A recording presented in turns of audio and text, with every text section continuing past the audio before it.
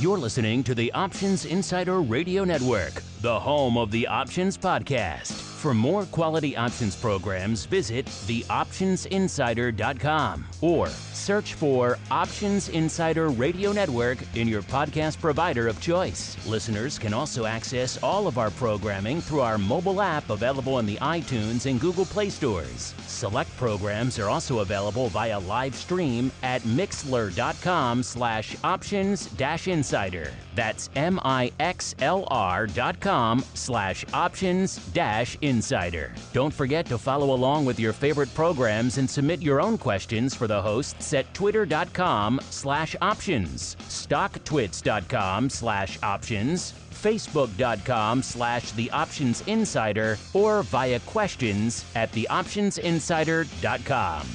The Options Insider Radio Network is sponsored by Fidelity Investments. Fidelity's Option Trade Builder tool can help you confidently build an options trade in 3 simple steps. Just choose a strategy, select a contract, and then review the benefits and risks of the trade. Learn more about Option Trade Builder at fidelity.com/options. Options trading entails significant risk and is not appropriate for all investors. Certain complex option strategies carry additional risk. Before trading options, contact Fidelity Investments by calling 800-544-5115 to receive a copy of the characteristics and risks of standardized options. Fidelity Brokerage Services, LLC, member NYSE SIPC. And now, it's time for the show that breaks down the options market. From unusual activity alerts to market analysis, strategy overviews, listener questions, and much more. If it involves puts and calls, then our all-star panel will break it down. It's time to hit the option block with your host, Mark Longo from the Options Insider Media Group, and co-hosts Uncle Mike Tussaw from RCM Asset Management, Andrew the Rock Lobster Joe Vanazzi from OptionPit.com, and Mark the Greasy Meatball Sebastian from OptionPit.com. And now, get ready to hit the option block. All right, everybody, that rockin' tune. You know what it means. It means we're back. Yes, it's time for the option block. My name is Mark Longo, here to hold court for an hour or so on all things options related, some unusual activity, some what's trading, maybe some funky Tesla puts. Maybe Uncle Mike, who knows, will answer some of your most wanted options topics in his block of strategery. We'll answer some other stuff, all sorts of good stuff. UA, peering into the future. That's the option block. Spit it all together. You got a fun show. You guys know how to get it. Our website, theoptionsinsider.com, iTunes, Stitcher, wherever your favorite places are to subscribe to your favorite audio. That way you don't have to do anything. You don't have to lift a finger. If you want to join us live, it's every Monday and Thursday, noon Central now. So make note of that. It's been that way for about a month or so, but noon Central on Monday and Thursday if you want to get it here live in your ear holes. Otherwise, we do the show earlier now, so we try to get it out to you a little bit earlier. So you're getting same-day option block a lot, which is fun. Hopefully you guys enjoy that. Sometimes same day TWIFO as well.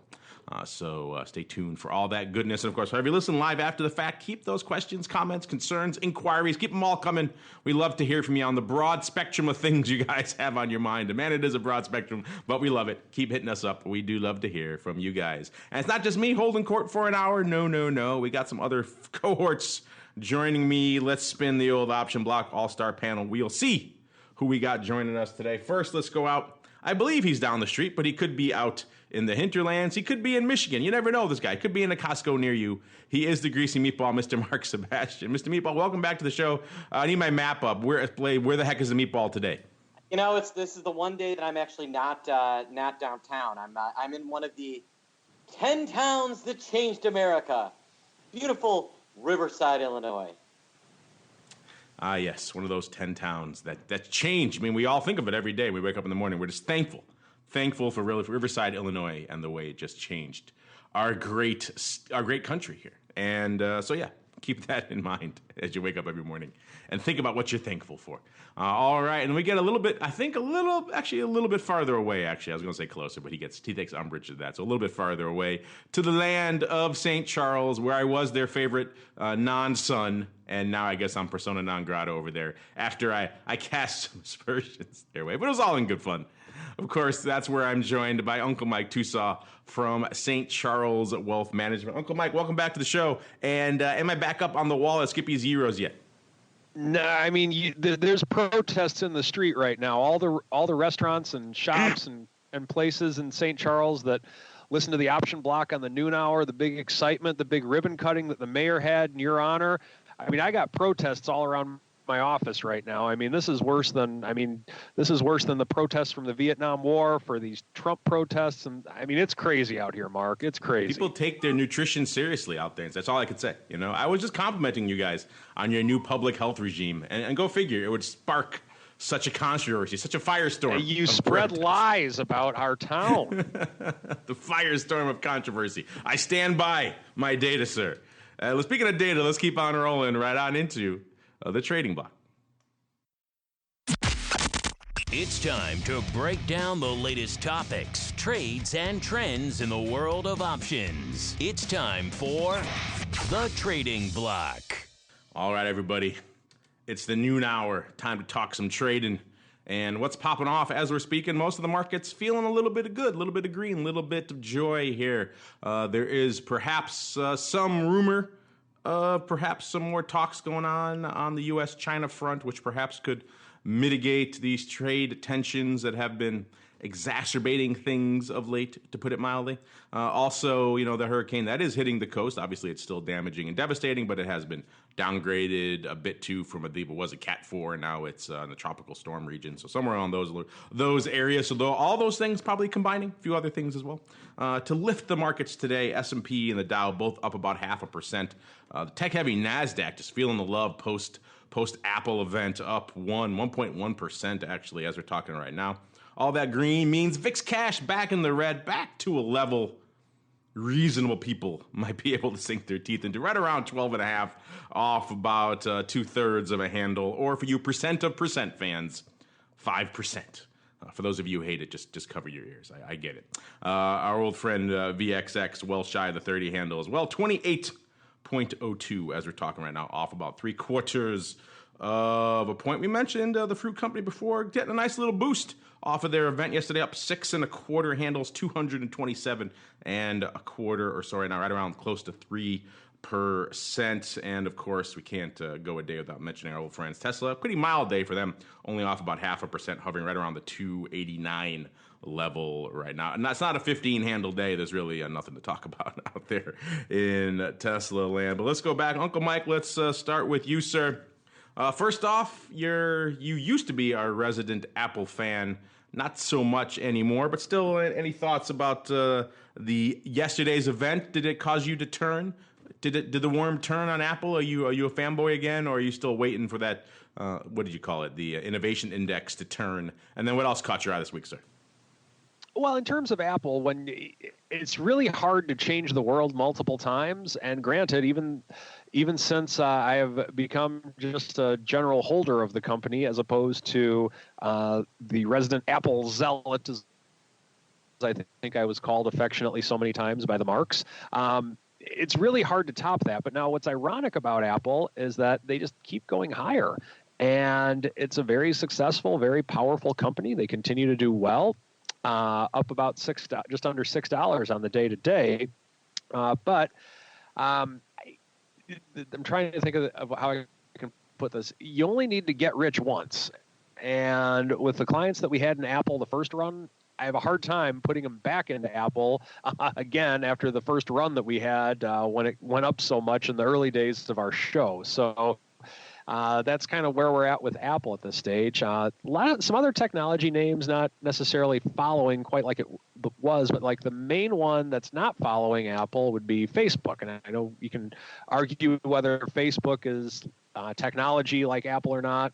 Who knows? But the bottom line is Facebook is kind of continuing to kind of just do what it wants to do and just kind of stay where it is. It's really not moving a whole lot.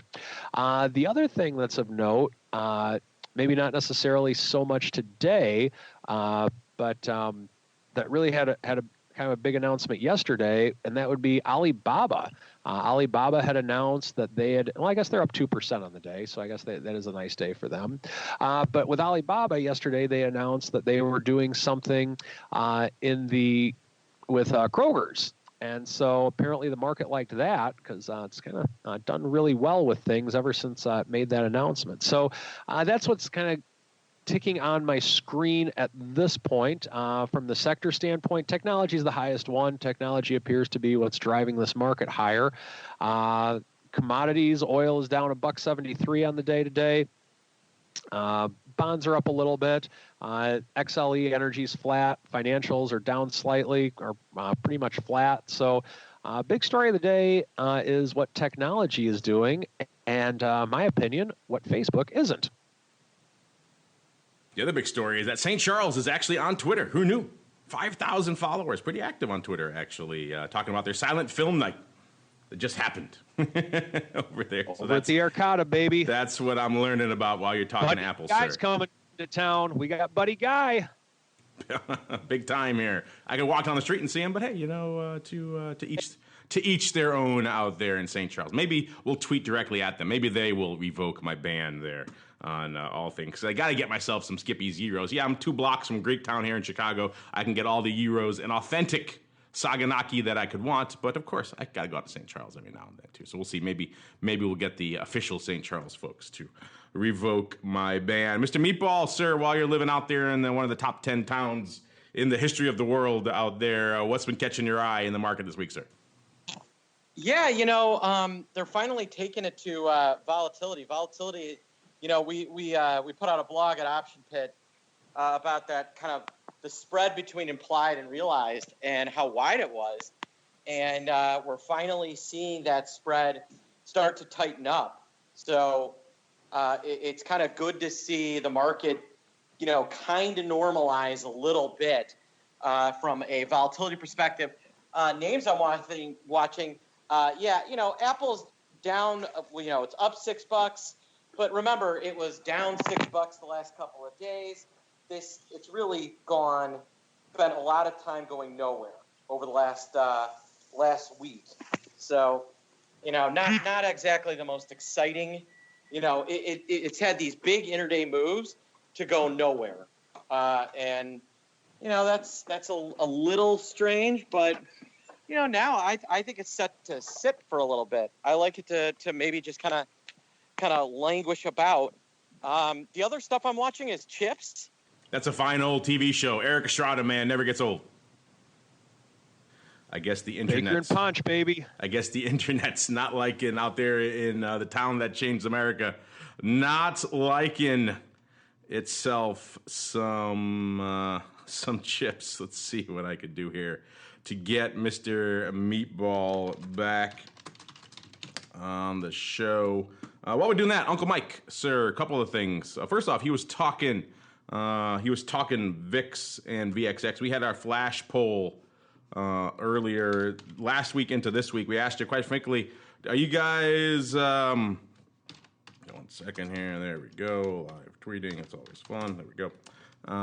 We asked you guys last week, are you guys buying this blip, or are you buying this vol, I should say, this level, or is this kind of just a blip? Quite simply, we asked you where you're going to be at the end of this week. We had the poll actually end last night. We didn't want to go into the end of the week because, that's kind of just cheating. And the answer then is kind of obvious. So we gave you 4 choices. VIX around 14, VXX around 30. VIX at around 13, VXX at around 29. VIX at around 12. VXX at around 28, and or the other side of the spectrum, VIX higher than 15 and VXX higher than 30. So that pretty much won the poll of almost 40%, 39% saying VIX greater than 15, VXX greater than 30. I think some of that might have been biased by the early voting when it went live on Friday, but still. And the second 32% was VIX right a little bit lower than 13, VXX a little bit lower than 29. Let's see. Right now, the actual winner is at or around 12. And then VXX at or around 28, somewhere in those two range. You can kind of split the hairs between the two. We'll see. Obviously, the actual answer won't be known until Friday when we do our crystal ball tomorrow. So we shall see. Speaking of polls, Uncle Mike, we have a poll up for you right now, asking our folks out there what they want you to talk about. You gave them, I should say, 4 choices. Number 1 was trading in a low implied volatility market. Number 2 is your old friend, the triple income, a.k.a. the wheels trade strategies, how to use it, that kind of fun stuff. Number 3, the joys and dangers of our friend Gamma. And number 4, the origins of our other friend, the Greasy Meatball. So far, Mr. Uncle Mike, with about 20 minutes left until your segment, what do you think is winning, sir?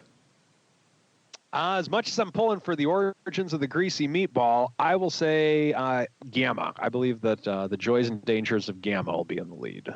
Right now, it's actually a tie. The joys and dangers of Gamma and trading in a low implied vol environment both have 33%. 24% for the wheels trade, 10% for the meatball. Oh, come on, people. Get me. Not many vote for me. people know the origins of that. The meatball. We all want the origins of the meatball. Come on, folks. Mark, we're glad to have you back. It sounds like you're in a distant wind tunnel with using a cup and string. But I guess as long as we can hear you, that's an improvement. I guess the internet and the 10 towns that chained America not doing that well today, huh?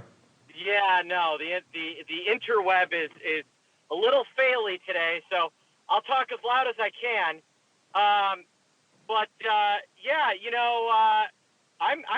There's nothing I like more than a wheel. I'd love to kind of talk about the wheel. I've been modeling a wheel trade myself using SPX options and ES futures. There's all sorts of fun ways to develop trades around that. But I'm surprised that VIX of 15 and VXX over 30 was winning the poll. But yeah, you're right. It might have been influenced by the timing of when the poll started.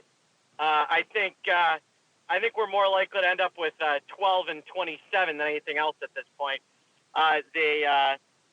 With potential China meetings coming in, we could be in the clear to see vol kind of settle in for a little bit, which would be, especially with that implied realized spreads, as I was stating earlier, so wide. It looks like, normally when the implied realized spread, so that's basically VIX relative to how much the S&P is actually moving, when that's really wide, a lot of times VIX is right. It appears that this time it's going to be that VIX was a little overbid, and we're going to see implied get back down to 12 or maybe 11, which relative to movement is where VIX belongs. Before we keep on rolling from the top of the show, we had a request actually from one of our good listeners. He writes in all the time, so I'll cheat and let him bump up from the mail block to the top of the show here. J3 Dingle, he writes in all the time on all of our shows. He comments on things. He finds errors on the website, helps us fix them. He's a great listener. We love listeners like this. So we'll give him a little bit of love here at the top of the show. He said, Dear Mark, he's even so polite. Given the 10th anniversary of Lehman, and he puts in parentheses, my, how time flies, and you're right. It had totally slipped my mind, too, that it had been 10 years. He goes on to write, can you get the guests and you to reminisce on this week's shows? Thank you. Interesting spelling of reminisce. I like that. That's a good point here, J3. It is 10 years ago, and you're right, time flies. I'll start, so I'll give our friends here some time to ruminate on it. But yeah, for me, it was obviously an interesting time. It was an interesting time for everybody. We were a year and change into this whole experiment that became the Options Insider, so we were kind of moving hot and heavy. We were, getting stuff posted on the website. We think we still only had one show on the network back then, maybe two, but it was still nowhere near what it had become. So things were still evolving and flowing. And for us, my enduring memory of that was right around this time. I think it was around September, a couple weeks into September, when the SEC made the in hindsight just mind-numbingly stupid decision. Hard to believe us, the world's most evolved economy, make this decision, but we did, to ban short selling. So you can imagine just shockwaves that sent through the options market, because you can't sell stock. Guess where people were going? They're going to the options market to buy puts, sell calls, do all those funky conversions, reversals we're always talking about here on the show, and get their short deltas any way they could. And so things got crazy. Things got wonky. Puts got bid, calls got crushed. Everything was going nuts. I still talk to a lot of guys who were still active back then in the market making scene, and they still think back and they just kind of drool and they kind of just lick their lips like, oh, the short selling ban. That was still one of the best days, it still lasted for a while. Best periods for them, where they were just, they were getting so crazy levels for things that they haven't really seen since. That was probably one of the last real hurrahs for liquidity providers out there. Provided you had the bullets to do it, it worked out pretty well. But it's just so mind-numbing, so stupid. The options industry kind of got together and rallied and went down to and the whole markets really got and went down to DC and said, yeah, guys, this is dumb. And here's the legion of reasons why. And also we need an exemption for options market makers if you're going to do this, because they can't do their job. If they have to hedge with stock, sometimes that position is short through no fault of their own. And you guys need to take that into account. So thankfully, cooler heads prevailed eventually. But that was just a crazy time. And that was even, in and around the Lehman mess that kind of kicked the whole thing off. So yeah, that was frenzy times for us because there was a lot of options news going on. A lot of markets were trading like crazy. So it was very much a hot and heavy period for our still fledgling options insider back then. So that's kind of my enduring memory of Lehman and kind of just the whole aftermath in the market. It led to that short selling ban, which really just became just such a crazy event for our little niche here, the option space. Mr. Uncle Mike, same question for you, sir. Any enduring thoughts on the legacy of Lehman or maybe your experiences 10 years ago? Well, a couple of them. I can remember when Lehman was announced, I was actually in London at the time. I was working for Options Express, and I was speaking in London, where the rage over there in the UK was spread betting. And so I remember just trying to go through what futures were, what options were in comparison to spread betting of what they did over in the UK. I'm not sure if they still do that anymore or not, but it's different from what we do. But it was a very binary strategy. So I remember going through that, and I remember just hearing the news about it. Just sitting in the lobby at a Marriott and just thinking, well, this is going to be a pretty interesting couple of months coming up. I remember during that time just getting off of the Metro train, walking to the office back in the days. This was before I even carried a cell phone with market updates on it all the time. Man, how times have changed. I don't think I keep it away from my hand more than 10 minutes now, it seems. But I can remember always just the daily thing of walking by the Merc, seeing the futures down, probably maybe 30 or 40 points on the S&P every morning, and thinking, well, maybe I might be walking and taking the next train home because I might not have a job. But thankfully, Options Express was a very solid company, and they endured through all of that. And then I remember that's shortly thereafter, I got my book offer and became an independent financial advisor shortly thereafter, and kind of got in at the bottom. So I lucked out in that regard. But nonetheless, it was a very scary time. And the other thing I can remember is doing presentations throughout the country and then telling people, okay, well, if you have your money in something risk-free like a CD or a government bond, and I was getting a pretty decent amount of objections from the audience saying, how do you know that's safe? And I said, well, of course I can't I said my compliance approved canned answer that I had to say, well, of course, nothing's guaranteed. This could happen. This is your risk. And I can remember a few times I had to control the room because it almost got kind of panicky of whether or not CDs were safe or not. And it was a very unique time of my career, to say the least. Mr. I almost said Rock Lobster. Mr. Meatball, same question for you, sir. Thoughts on Lehman a decade later? I was actually still a market maker, so I was in on all of that. I remember what it was like waking up with, there were a couple days where the futures were limit down. I remember the disaster, the mess that was when they changed all the short selling rules. If you stuck around, you did great. But those first days when they changed all the short selling rules, if you had short stock positions and you were net short puts and long calls, the hit that you took on conversions and reversals, well, you would not believe. Some of the short squeezes, and actually, you know what? That was the first time that I'd really had issues with some of the names like Citadel and Susquehanna using speed to pick me off as an independent market maker. Now, was trading great? Yes, there was some really good trading. But if you were with a good firm, if you were in the SPX where they couldn't electronically pick you off, if you were trading VIX and they couldn't electronically pick you off. If you were on trading, futures options, things like that. It was a great time to be in the market. There were some good things and very hard things about trading equity options during that period of time, notably that spreads were still super tight, and you had the Citadels of the world spending more time picking off other market makers than providing liquidity. And so that would be what I would say. It was very chaotic. It was very chaotic. And that was what convinced me, actually, that kind of the independent equity guy was not long for this world. Was done. Yeah, that was the straw that broke it for you? It really was. I would have loved to have been in the SPX at the time. That would have been – those guys made an absolute fortune trading in there during that period of time. But some of the equity guys did really well. Some of them not so much. It was a mix. It was really a mixed bag. So that is what I remember in terms of kind of what it was like. But I do remember, we had seen Bear Stearns almost go out of business, and then the government forced Morgan Stanley to take them, and then kind of Lehman, they just said, all right, well, everyone assumed that they were going to get kind of merged with somebody, and then the government just kind of let him die. It was, I think a lot of people were surprised by that.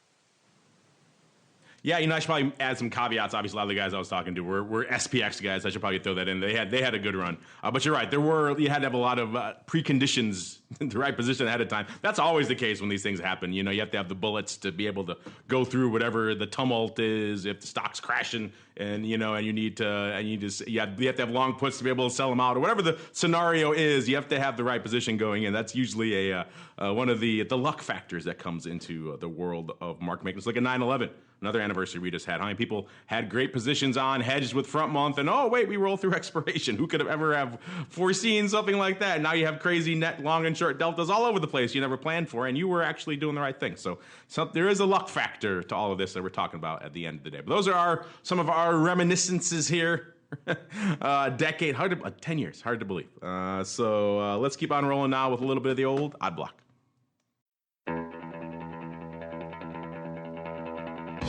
It's time to break down the most interesting, unusual, and downright questionable options activity that's been identified by theoptionsinsider.com. It's time for the Odd Block.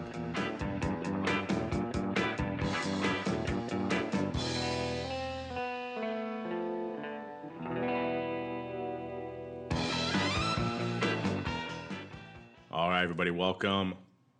Welcome to the Odd Block, the portion of the show where we break down the weird, the wild, the wonderful, the head-scratching, all the good stuff. Let's kick things off. I don't know if it's good stuff. I guess it depends on your point of view. If you're one of those people right now who's suffering through some premium sales in the old Tesla, actually, it's not as bad as it used to be. It's at $291 right now. It was much lower a few days ago, so I guess you have a little bit more of a smile on your face, or less of a frown, shall we say, out there. And actually, it's up right now, up about half a handle. It's at $291 right now. So Tesla moving all over the place. Part of that just broad tech NASDAQ love fest that's going on.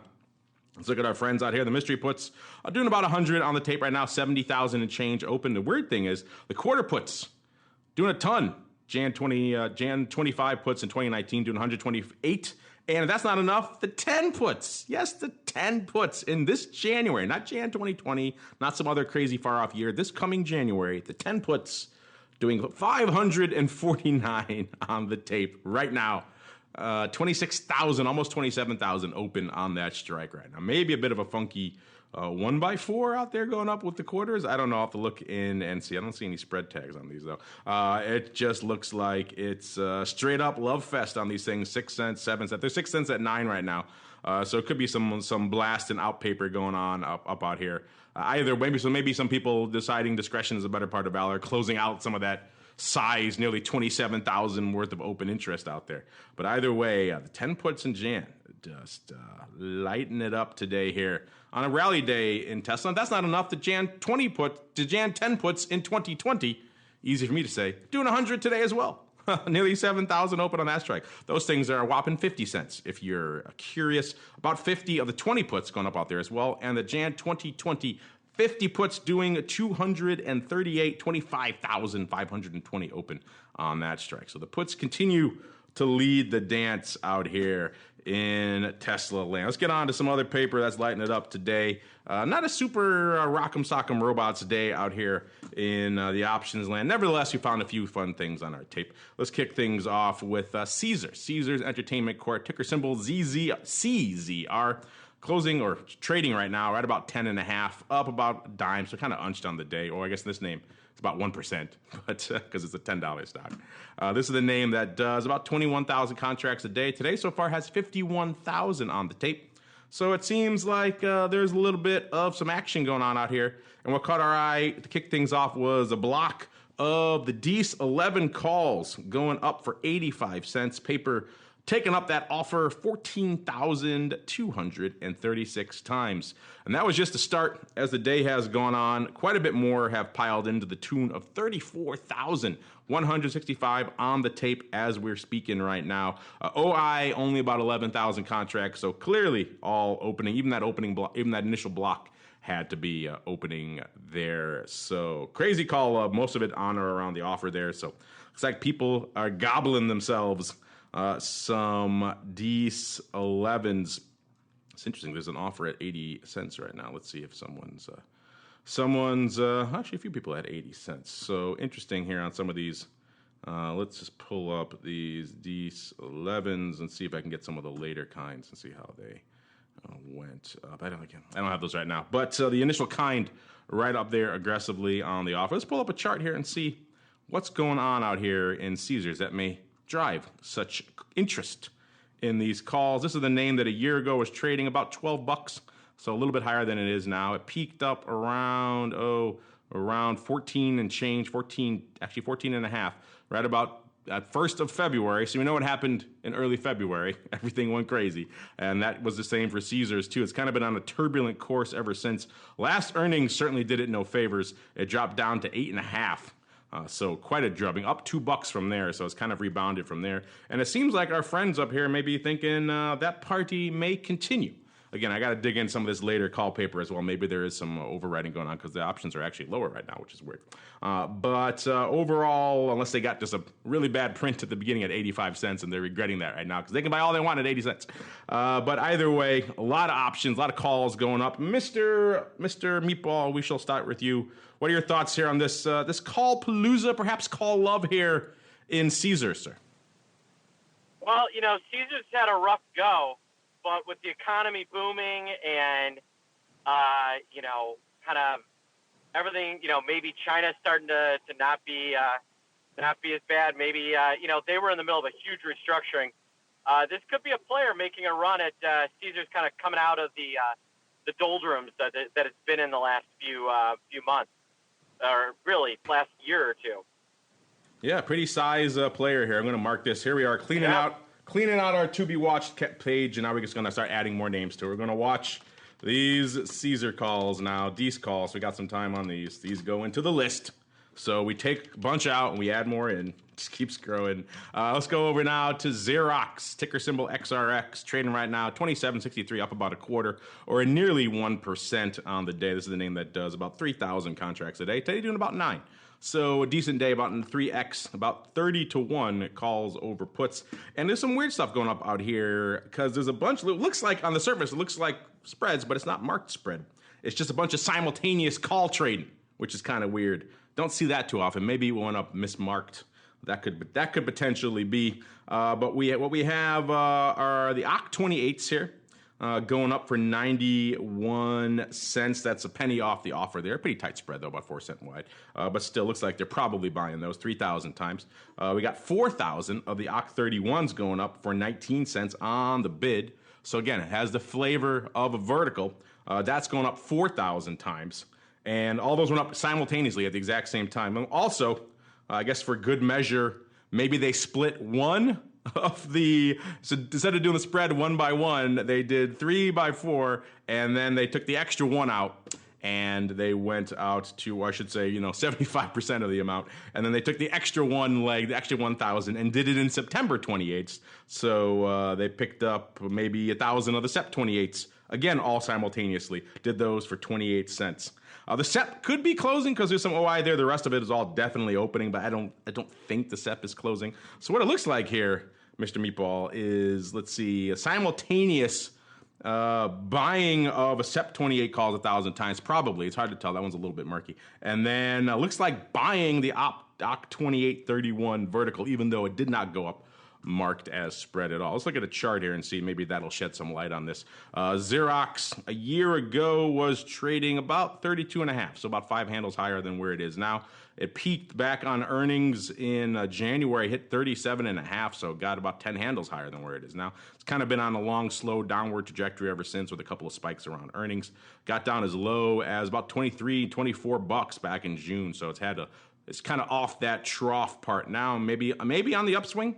Our call friend here certainly seems to think so, if this is indeed the case. So weird stuff, Mr. Meatball. Weird for the execution more than anything else on this one. I'm trying to think any other times we've seen paper that looks, for all intents and purposes, like a vertical, but not going up as a vertical. And then, for an extra kicker, they do one of the 4, buying legs in a different month, a month earlier.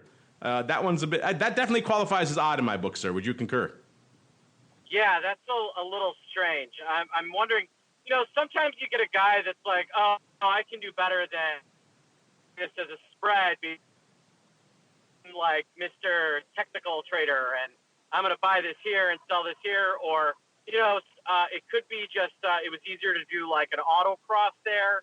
I don't know. It's strange that this was not put up as one thing. That strikes me as odd. And then the SEP piece, maybe they wanted some really, really near-term exposure. I don't know. Could have been a fat finger and they meant to do OC.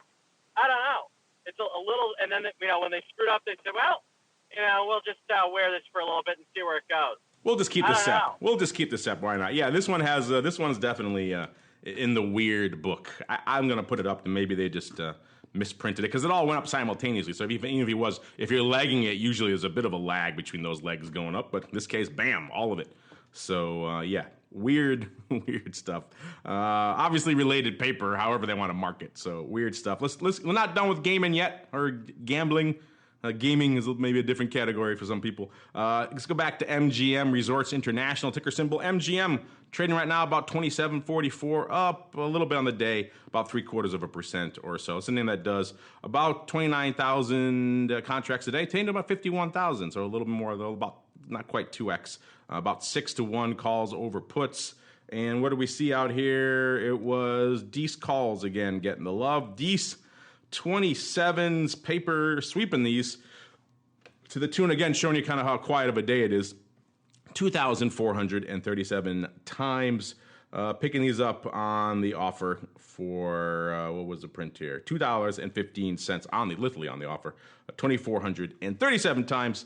Worth noting, this is all opening. A little bit more paper coming in after the trade, but not much. All opening, only a couple hundred contracts open on this strike. So open and buy Dees 27s. That's pretty much an in-the-money strike right now, which makes this one odd on a separate level. You don't see a lot of in-the-money longer-term call buys going up. Let's look at the chart here. A year ago, it was about 32.5. So again, about 5 handles north of where it is right now.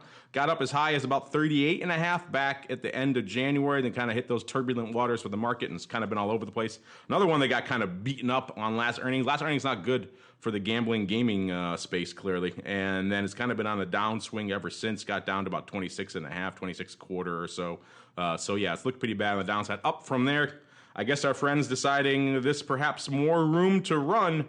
At least it's at the bottom of this chart if you're looking at it that way. So maybe that gives them some solace. Mr. Meatball, let's take it home here. Some more sweeping up, and actually not even upside, at the money longer term calls in MGM here. Don't see that very often. No, but it again looks like it's probably like a de facto play on gambling and business and travel being stronger for these names. That would be my gut. Seems like it. Seems like people are here to play with a little bit of love for gaming out there and gambling out there. Let us know if you share that love. Meanwhile, let's see what you guys really love, because it's time to reveal your picks for the strategy block. It's time to dispense options wit, wisdom, and education. It's time for the Strategy Block. All right, Uncle Mike, I have the results here. Do you have a preference before I reveal the winner, sir?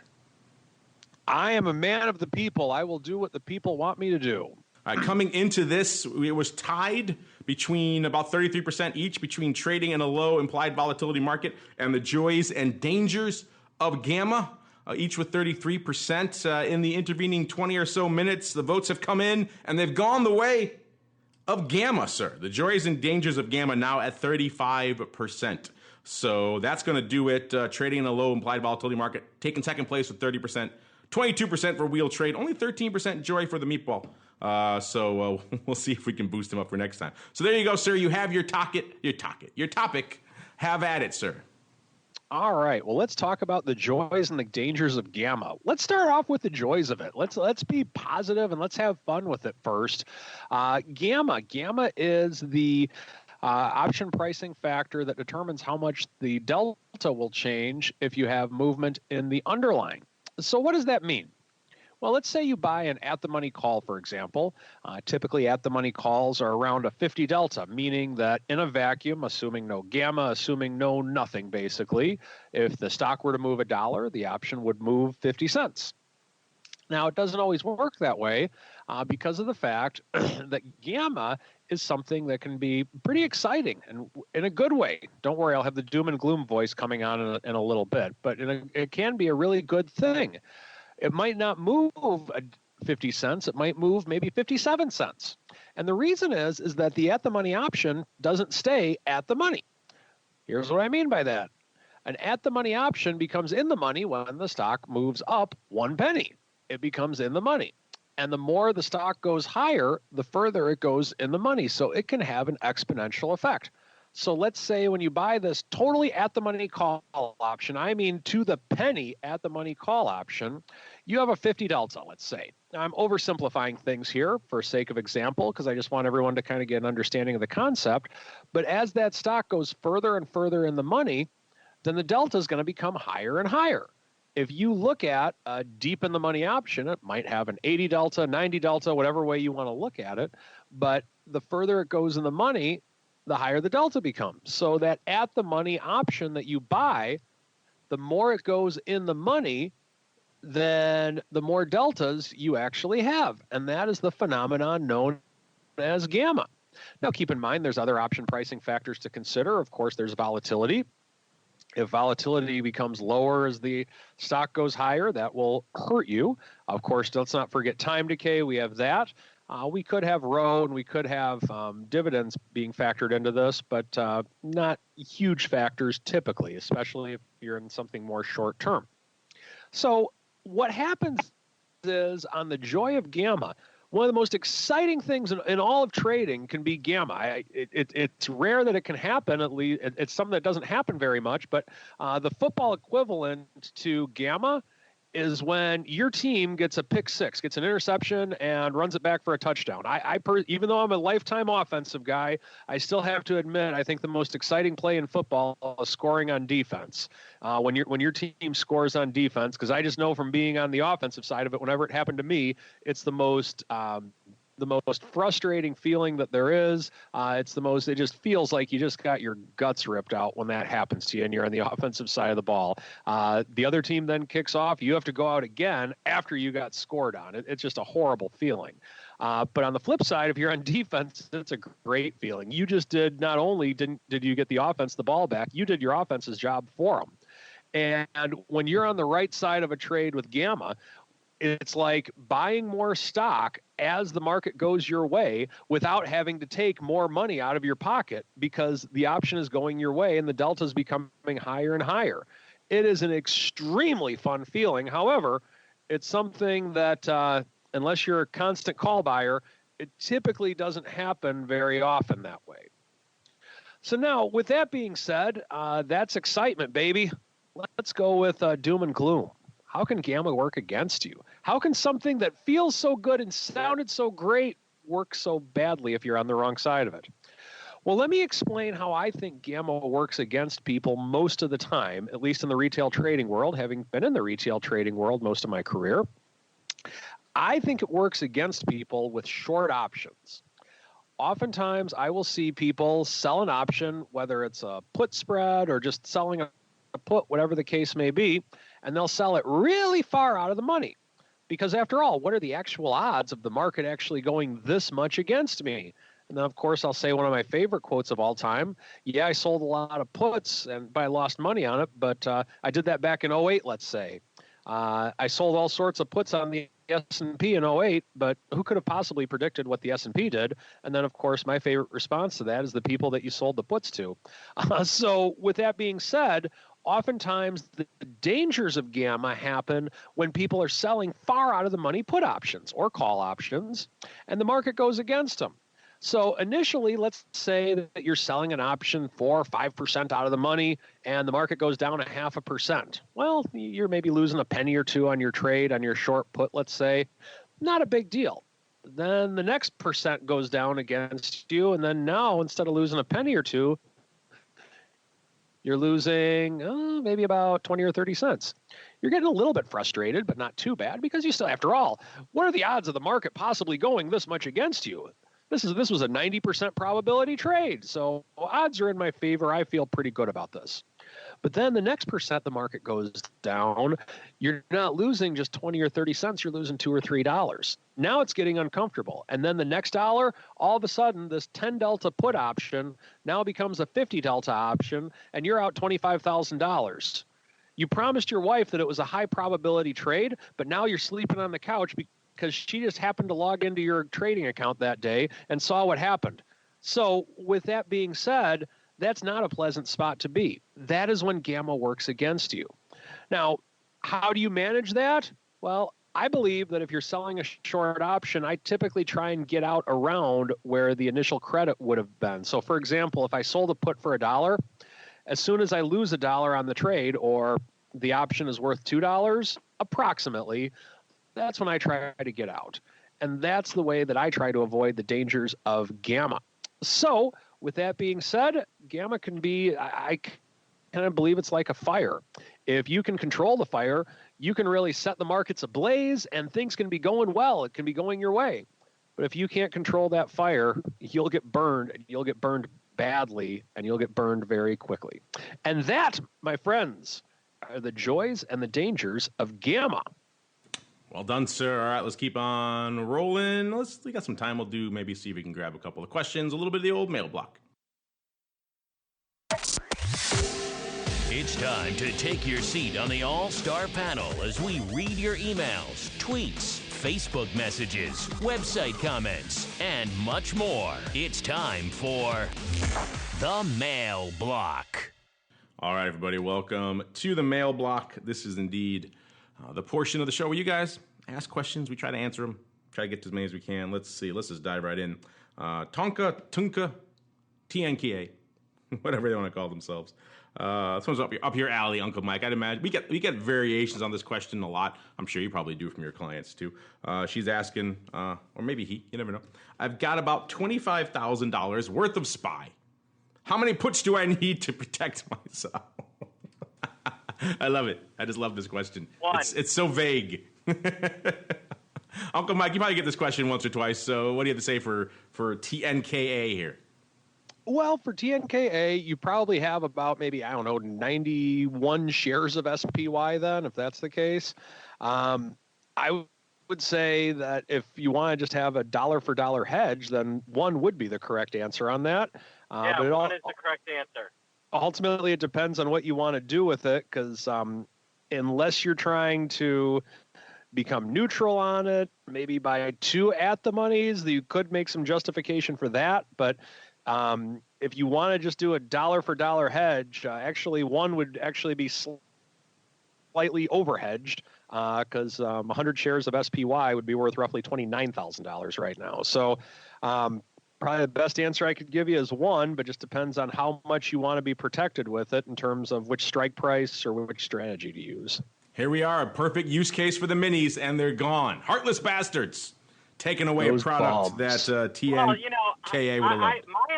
I would actually tell this guy, sell your, and this is going to be, you'll like this one, Mike. I would tell this guy, instead of owning your $25,000 worth of SPY puts, why don't you consider selling an at-the-money put and buying a out-of-the-money put, let's say, several dollars out of the money, and then you could actually get kind of the exposure and be hedged that you're looking for. That's very St. Charles option-y of me, in my opinion. Look at you. And you get credit for it. You get money coming in. It's better to do the credit spread than the debit spread, right? Oh, well, yeah. Well, credit spread is way better than debit spread. Everyone knows that. But, no, I mean, this is like a $25,000 ownership of SPY is the perfect type of account where put selling makes a lot of sense. So I would agree with that. I definitely would. Yeah, so sell, you can sell a 290 put or a 293 put or a 292 put and buy a 280 put expiring in October, take in a couple of bucks, and then, if it drops a little bit because you've got the hedge on, you'll be in good shape. But, obviously I'm not a licensed professional, but that might be a good reason to reach out. If you've got a $25,000 account, I know a great financial advisor in St. Charles that could probably help you with a program like this. And his name is Tom, and he's really good. And he's at the other St. Charles Wealth Management, number 2. Tom's my dad's name. And he's got a bear on his website, not a fox. But other than that, it's very similar. Yeah, so there you go, TNKA. Fun, vague question. We got more, but I'm not sure how much more time we got. We'll do more Q&A on our next show list, because otherwise we'll keep on rolling into our final segment. It is time to go around the block.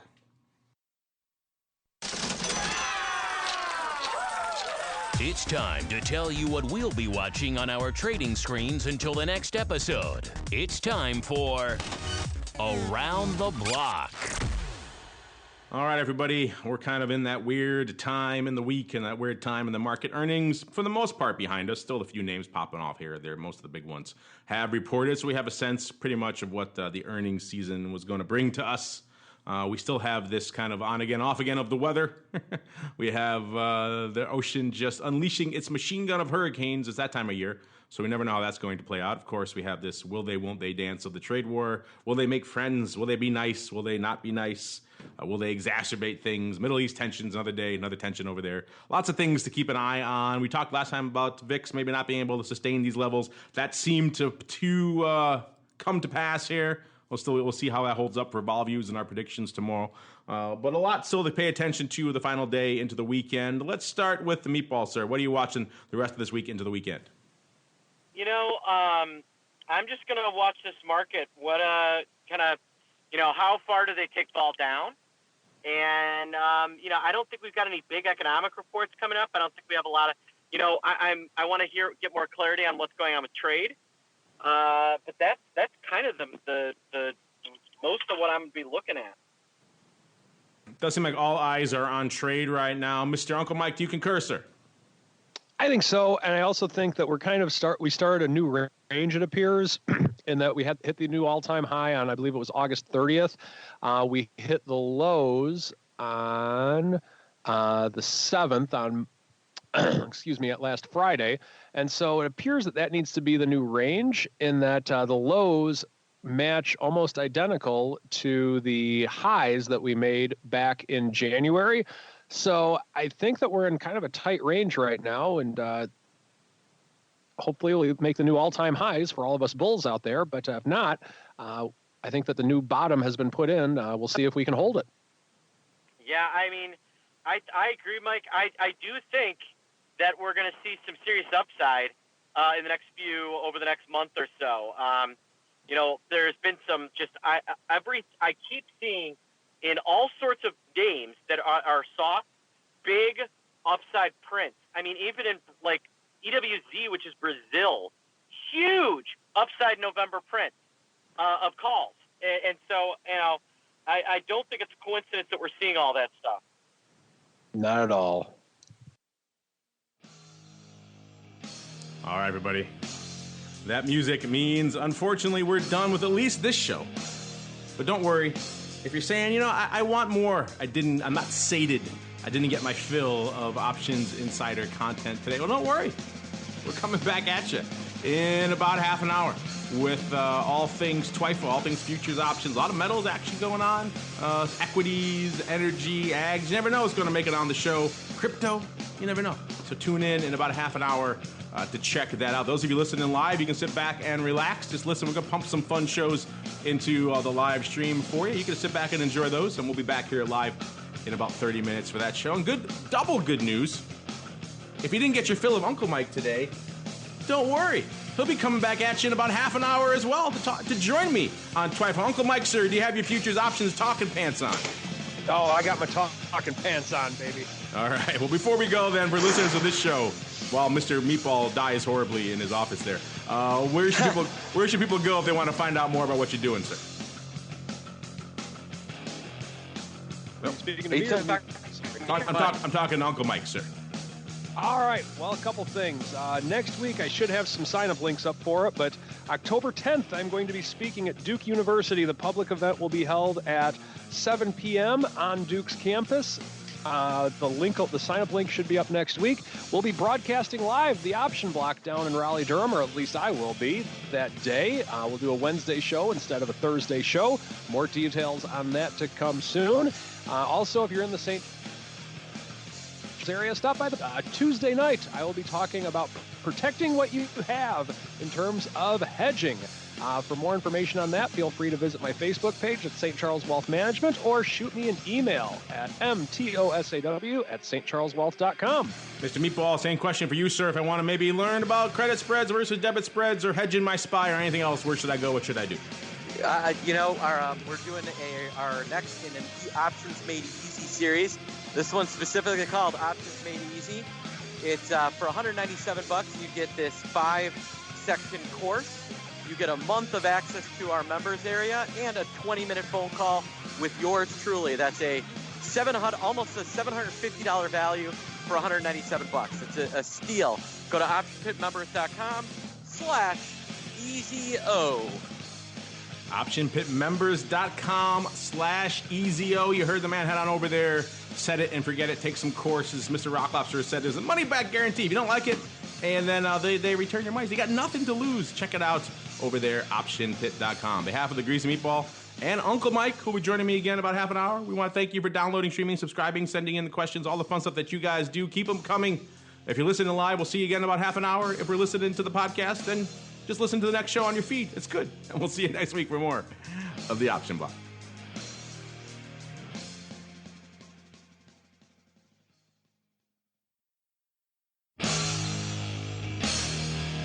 The preceding program was a production of the Options Insider Radio Network. For more quality options programs, visit www.theoptionsinsider.com or search for Options Insider Radio Network in your podcast provider of choice. Listeners can also access all of our programming through our mobile app, available in iTunes and on Google Play.